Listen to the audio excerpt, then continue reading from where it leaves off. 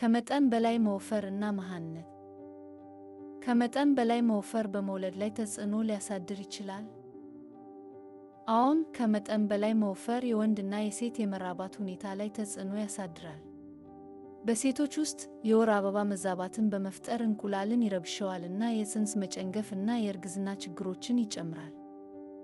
ለወንዶች ከመጠን ያለፈ ውፍረት የወንድ የዘር ፍሬን ጥራት ቆጠራ እና ቴስቶስትሮን መጠን ይጎዳል።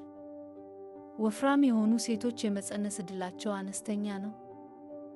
አዎን፣ እንቁላል በሚጥሉበት ጊዜ እንኳን ከፍ ያለ ቢማይ የእንቁላልን ጥራት ይቀንሳል እና እርጉዝ የመሆንን ዕድል ይቀንሳል። ክብደት መቀነስ መሃንነት ሊረዳ ይችላል? ክብደትን መቀነስ እና ጤናማ ክብደትን መቆጣጠር የመውለድን ሁኔታ ለማሻሻል ይረዳል።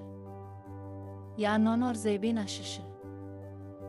ጤናማ አመጋገብን ይከተሉ፣ ተስማሚ የአካል ብቃት እንቅስቃሴዎችን በማድረግ ንቁ ይሁኑ እና ክብደትን ለመቆጣጠር እርጥበት ይኑሩ። ሐኪም ሲያማክሩ። አመጋገብዎ እና ጤናማ የአኗኗር ዘይቤው የማይሰራ ከሆነ ውፍረትን እና መሃንነትን ለማከም የዶክተሩን እርዳታ ያግኙ። በአዲስ አበባ ኢትዮጵያ ካሉ ምርጥ የመራባት ስፔሻሊስቶች ለግል የተበጀ የሕክምና ምክር ያግኙ። ቴሪ ኬና። ላይክ፣ ሼር፣ ኮሜንት። ለበለጠ አስደሳች ቪዲዮዎች የዩቲዩብ ቻናላችንን ይመዝገቡ።